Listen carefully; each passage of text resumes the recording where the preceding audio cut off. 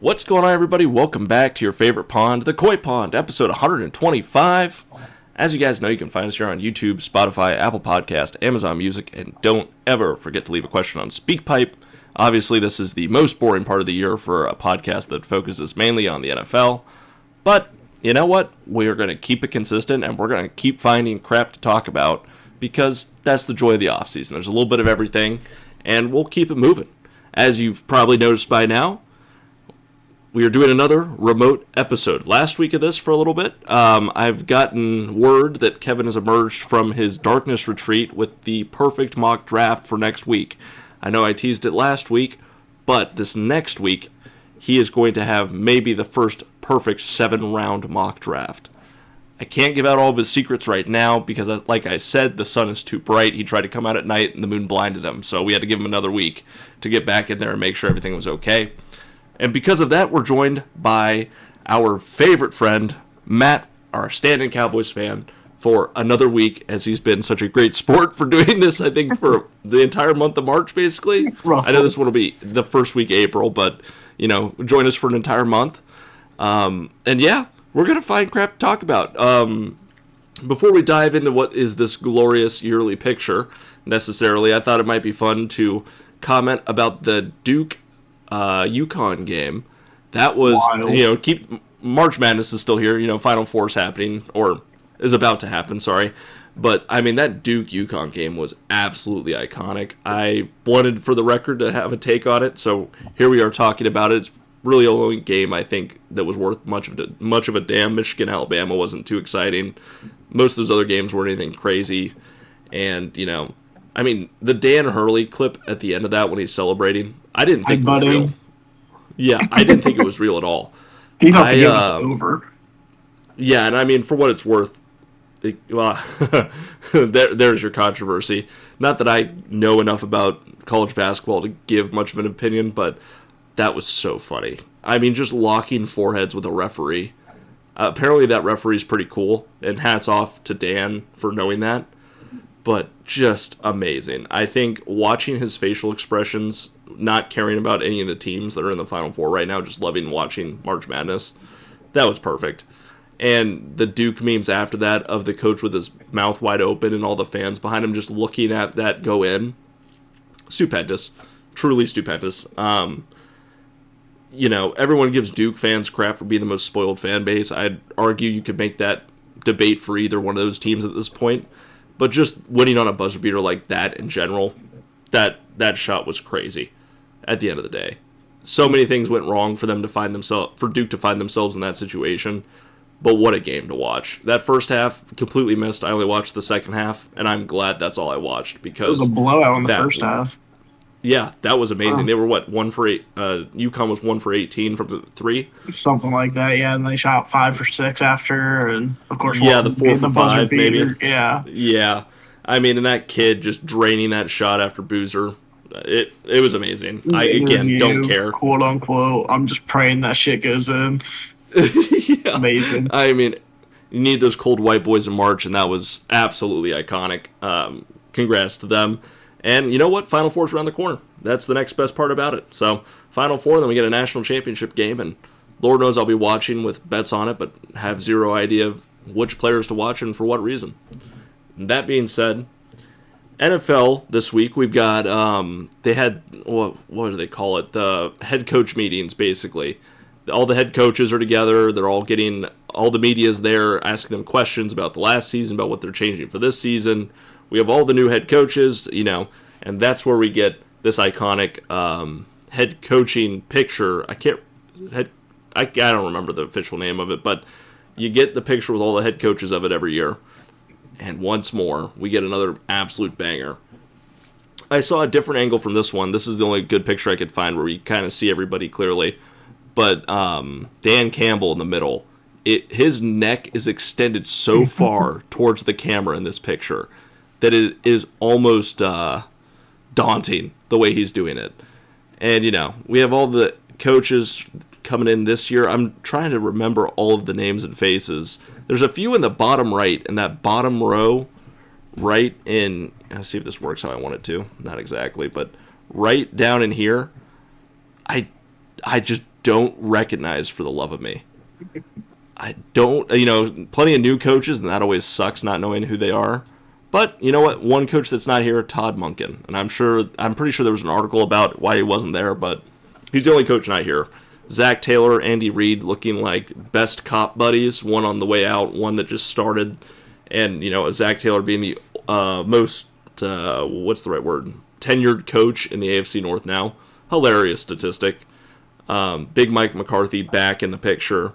Honestly, for it being the coaching picture of the year for this upcoming year, the guys look pretty put together. Robert Saleh looks like he's hiding bodies in his closet potentially. The mean mug towards the camera makes me think that he might know something that we don't. Dan Quinn looks like he was in prison with Robert Saleh for the same thing. It's just amazing. Liam Cohen with the sunglasses, that's just unfortunate. They look a little sideways to me, but hey, not trying to nitpick. It's just, as always, just how it goes. The Harbaughs next to each other. Ravens head coach now that was from the chart, Minter, in the bottom left, second from the left. A little hunched over, guy next to him, little leaning back because Mike Vrabel's getting spread on him. Basically dominating Sean Payton. Dominant pose. Let's see, what else do we got? Nothing really stands out to me this year. It's always fun to see it. It's funny who you see from the previous year who's not there, and now that kind of taking a year off from head coaching is more of a normal thing, which I think is great for a lot of these guys. You get a little bit more variety. It's weird not seeing Tomlin, and it's weird not seeing I can't remember at this point. It doesn't matter. But a lot of familiar faces as per normal. I did think it's funny how you'll see some people like button ups, nice collared shirts, and then people just in t-shirts or a sweatshirt. Like, it seems yes, you get a wide variety, and it's not even necessarily by age group. Like, one of the Harbaughs has got slacks on, and then obviously Jim has got kind of like a more modern fit than I would kind of expect from him, honestly. But then you get Minter, who looks like he wasn't dressed appropriately for the weather with the long sleeves and the jeans. And then, you just get a little bit of everything. Sirianni, who looks like he just was forced to take this picture, just got out of the pool, potentially. For guys close to home, had to get one from the gift shop that didn't have his size. Yeah. And meanwhile, Andy Reid looks like he's stopped by on his Hawaii vacation for a quick little photo op, and then he's not going to talk to anybody. I love it. It's always great to look at what's going on. Ben Johnson looks like he can't figure out who the person is behind the photo. Meanwhile, Stefanski doesn't seem to know why they're taking the photo. It's amazing. I have to wonder how many people are taking photos, because while they're all looking in the right direction, some of them look to be looking in a different direction. I'm sure there's a bunch of media there lined up, getting all different angles. Yeah, exactly. It's just how it goes, as media is. But we had some new rule changes. We had some hypothetical ones that are still getting figured out. Obviously, might as well hit on the biggest one, an 18-game season, which, every time they do this, every time they introduce, let's do one more week, it always kind of brings up the next question of, well, then when's it going to 19? When's it going to 20? When's it going to 21? Just, to exaggerate it a little bit, obviously.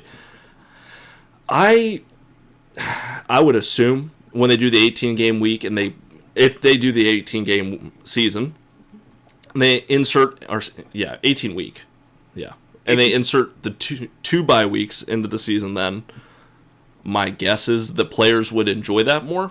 Instead of getting one bye week for every 16 games, now you get a bye week every 8 games essentially, or I did that, something like that. But my guess is the players would like that. The NFLPA, the NFL reffing committee, I don't even remember what that one is. But, obviously the refs were threatening to go on strike there for a little bit. As of this very second, I don't know where that stands. The players always have a strong voice into what they're willing to do, what they're not willing to do. I'm very curious to see how this all shakes up. Matt, I'm not crazy for thinking that the players would probably enjoy having a second bye week. I think the 18-week season is best for everyone, because the fans get the Super Bowl Sunday, the Monday off.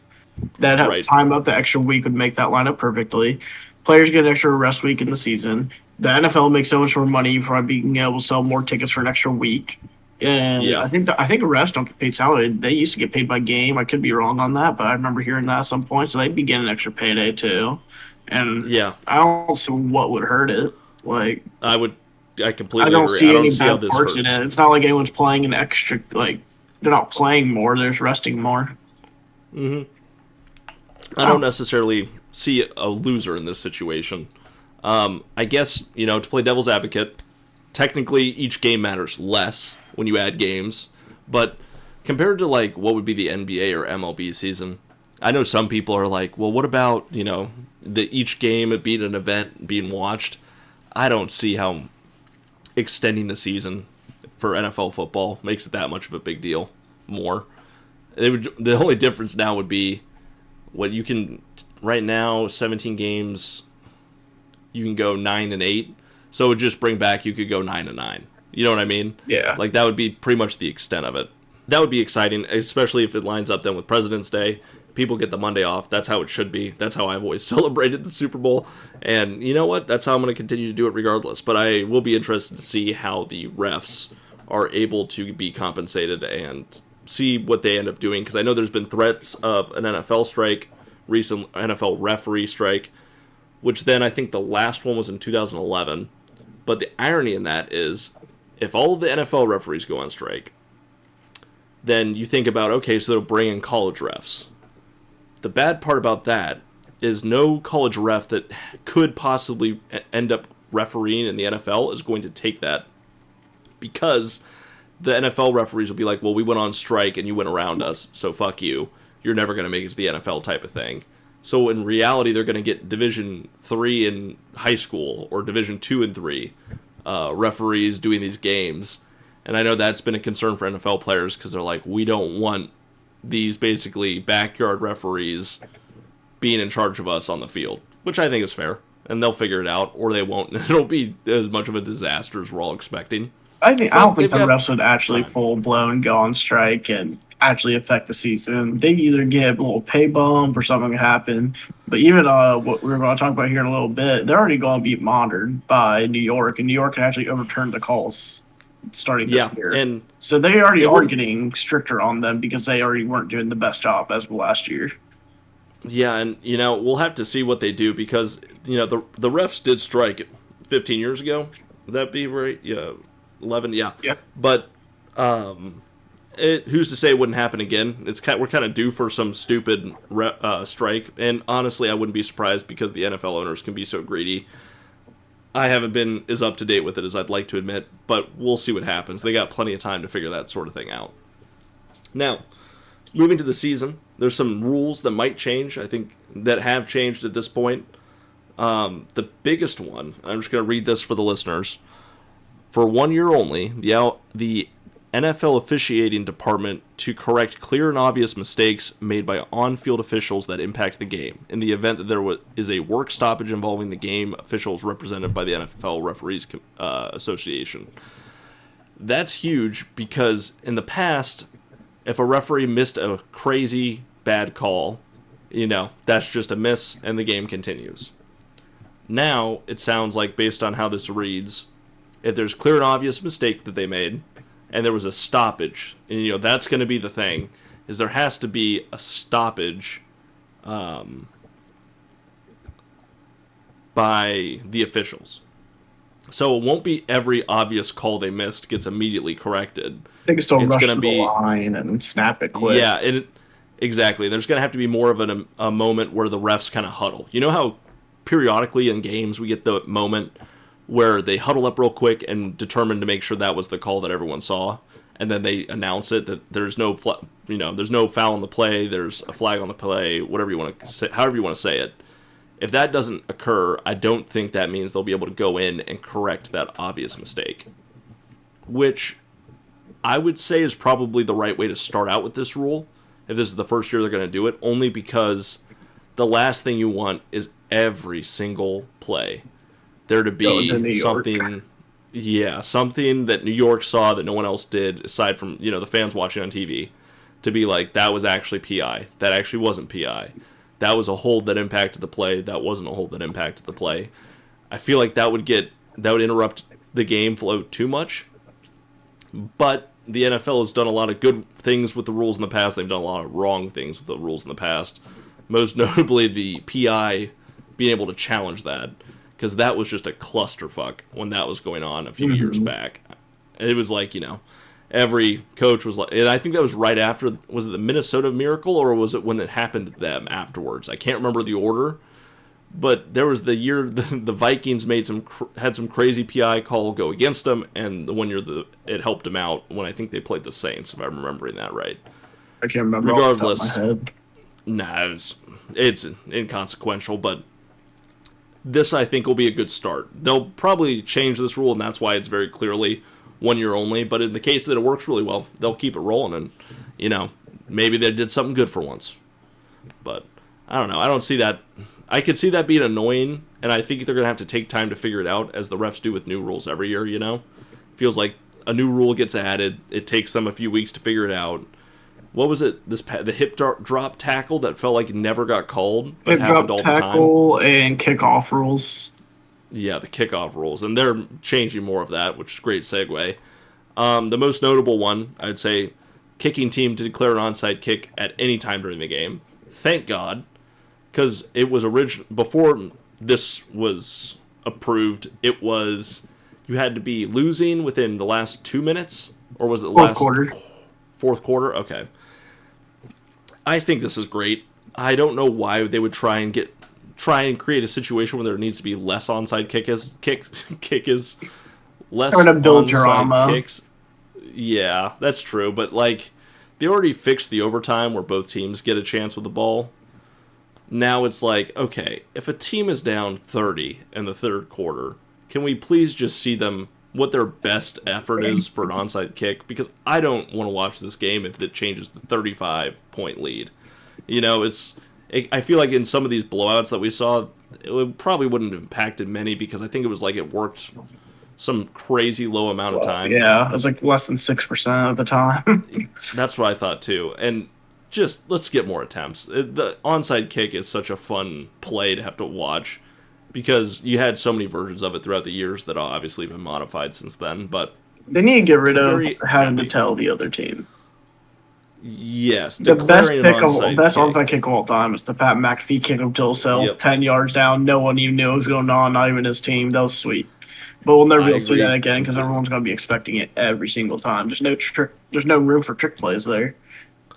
I completely agree. I think all of this crap about the onside kick, using it less, is ridiculous. I don't know why you take one of the most exciting, unique plays that you see once in a while that could lead to a tremendous advantage where you steal a possession, and you just are like, this is dangerous, or this isn't fair. What if they don't have timeouts? They didn't get into onside kick formation. It's like they should have thought of that. I don't know.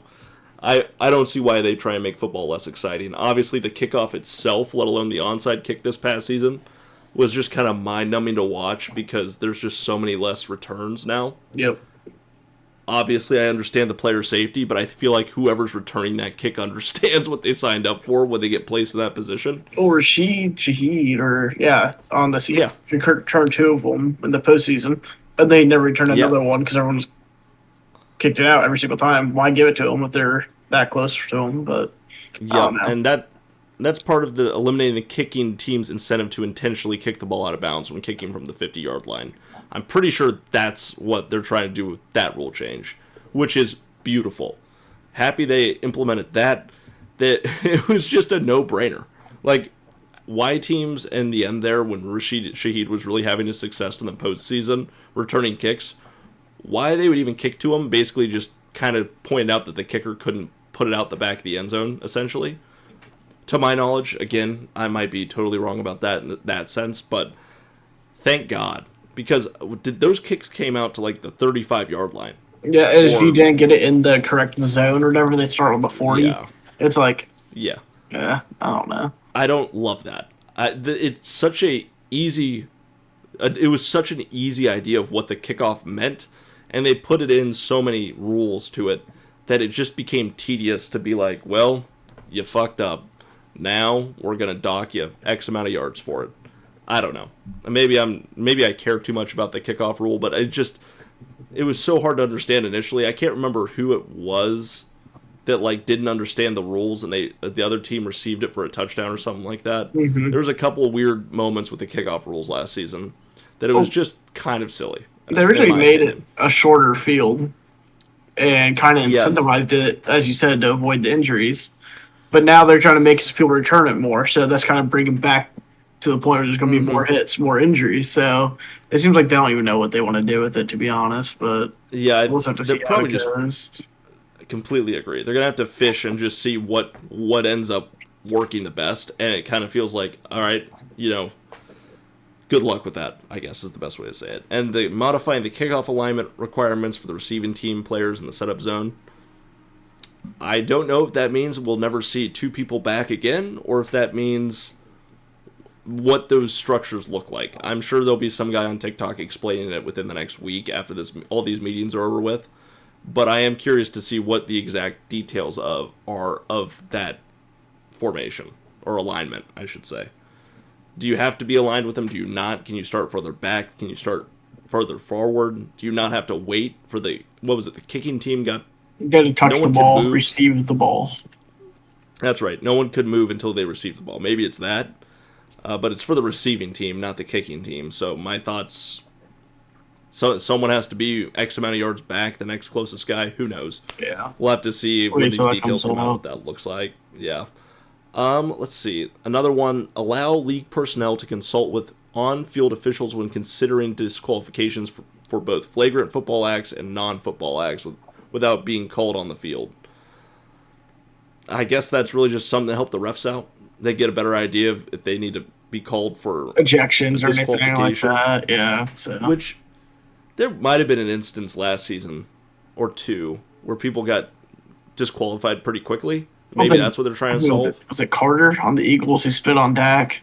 And it turns that was out the first one. Yeah. Before Dak, everyone was saying, well, Dak actually spit on him first. And yeah, he spit in his direction, and then he actually spit at him. No one really saw the full video until halftime.